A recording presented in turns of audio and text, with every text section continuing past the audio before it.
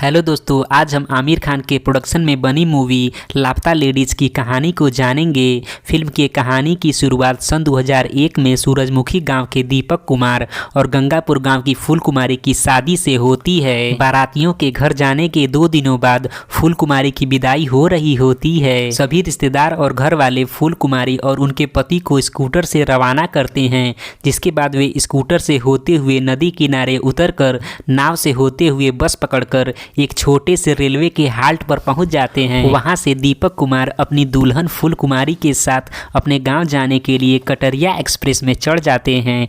Train में बहुत ही भीड़ होती है और पहले से ही 2 दुल्हनें ट्रेन में बैठी होती हैं। उन्हीं के बीच फूल कुमारी भी बैठ जाती हैं। जैसे जैसे ट्रेन आगे बढ़ती है, यात्री उतरते और चढ़ते रहते हैं। इसी बीच दुल्हनें आपस में बदल जाती हैं। चूँकि सभी दुल्हनें घूंघट में होती हैं और सबकी वेशभूषा एक समान थी, जिस कारण दीपक किसी और दुल्हन को फूल कुमारी समझकर उनके पास बैठ जाते हैं। आगे फूल कुमारी को नींद आ जाती है और दीपक अपने स्थानीय स्टेशन मूर्ति पर दूसरी दुल्हन को फूल कुमारी समझकर लेकर उतर जाते हैं। चूँकि वह दुल्हन यह जानती थी कि दीपक उसके पति नहीं हैं, फिर भी वो बिना कुछ ऑब्जेक्शन किए उनके साथ चल पड़ती है। गाँव पहुँचने पर दीपक कुमार के दोस्त और घर वाले नई बहू का भव्य स्वागत करते हैं और दीपक भी एकदम खुश होता है। लेकिन जब पारंपरिक रस्मों के दौरान दुल्हन का घूंघट उठाया जाता है तो दीपक समेत घर वाले हक्के बक्के रह जाते हैं, क्योंकि वो उनकी दुल्हन फूल कुमारी नहीं थी बल्कि कोई और होती हैं। दीपक तो अपना सर पीट लेता है और वहाँ उपस्थित लोग भी उसे भला बुरा कहने लगते हैं। आगे पूछने पर पता चलता है कि उस दुल्हन का नाम पुष्पा रानी है, जिसके पति का नाम पंकज है। जिसके तुरंत बाद ही दीपक अपने दोस्तों के साथ मूर्ति स्टेशन पर अपनी फूल कुमारी को खोजने चला जाता है।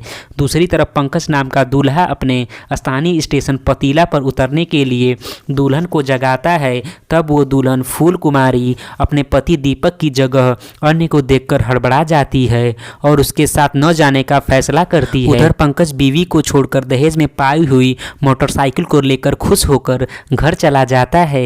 जिसके बाद फूल कुमारी स्टेशन मास्टर के यहाँ अपने पति के खोने की रिपोर्ट दर्ज करवाने जाती हैं, लेकिन उनका अता पता न होने के कारण स्टेशन मास्टर भी परेशान हो जाता है। उधर दीपक कुमार स्थानीय थाने में फूल कुमारी के खोने की रिपोर्ट दर्ज कराता है और बताता है कि जो दुल्हन उनके पास है वह फूल कुमारी नहीं बल्कि पुष्पा रानी है। जिसके बाद इंस्पेक्टर श्याम मनोहर दीपक कुमार से उनकी पत्नी की फ़ोटो मांगते हैं। चूँकि दीपक कुमार के पास फूल कुमारी की एक फ़ोटो होती है जिसमें वो घूंघट में होती हैं। इस फोटो को देखकर श्याम मनोहर इंस्पेक्टर अपना माथा पीट लेते हैं और मामला और ज़्यादा फंस जाता है। चूँकि दूसरी तरफ फूल कुमारी पतीला स्टेशन पर ही मंजू नाम की चाय की दुकान पर काम करते हुए अपनी पत्नी की राह देखने लगती हैं। आगे पतीला थाना में प्रदीप नाम का एक शख्स अपनी पत्नी जया की गुमशुदगी का रिपोर्ट लिखवाता है, जिसकी सूचना सभी थानों में पहुँच जाती है। इसकी खबर जब इंस्पेक्टर श्याम मनोहर को लगती है तो वे तुरंत पतीला थाना से संपर्क करते हैं और अगले दिन ही पुष्पा रानी को पूछताछ के लिए बुलाते हैं।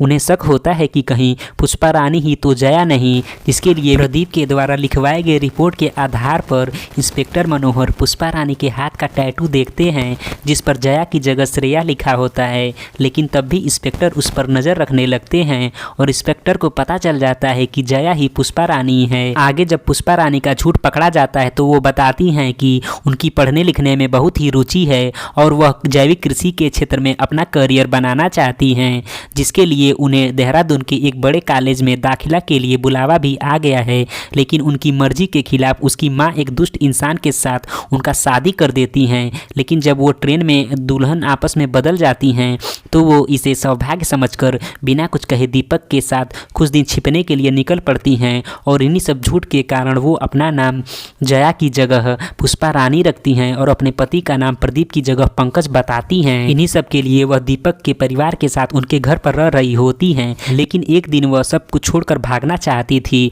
परंतु दीपक की दशा पर तरस खाते हुए वह उसे फूल कुमारी से मिलाने का निश्चय कर लेती हैं और दीपक की भाभी की मदद से फूल कुमारी का चित्र बनवाकर उसे एक पोस्टर के रूप में छपवाकर जगह जगह फैला देती हैं, जिससे शायद फूल कुमारी मिल जाएं। यह सब कहानी सुनने के बाद आगे इंस्पेक्टर मनोहर जया को प्रदीप के हवाले कर देते हैं, लेकिन जया जाने से साफ मना कर देती है। इसी बीच प्रदीप दहेज दहेज को लेकर पुलिस स्टेशन में ही जया से बदतमीजी करने लगता है और इस कारण इंस्पेक्टर तुरंत ही सब कुछ मामला समझ जाते हैं कि प्रदीप एक अच्छा इंसान नहीं है। इसलिए वो प्रदीप को डरा धमका कर भगा देता है और जया को आज़ाद कर देता है कि जाओ जी लो अपनी ज़िंदगी, खूब नाम कमाओ। दूसरी तरफ दीपक कुमार की मुलाकात मूर्ति स्टेशन पर फूल कुमारी से हो जाती है और वो फूल को पाकर काफ़ी खुश हो जाते हैं। फिर वहाँ से खुशी खुशी दीपक और उसके परिवार वाले जया को देहरादून जाने के लिए बस में चढ़ा देते हैं और कहानी की हैप्पी एंडिंग हो जाती है। धन्यवाद।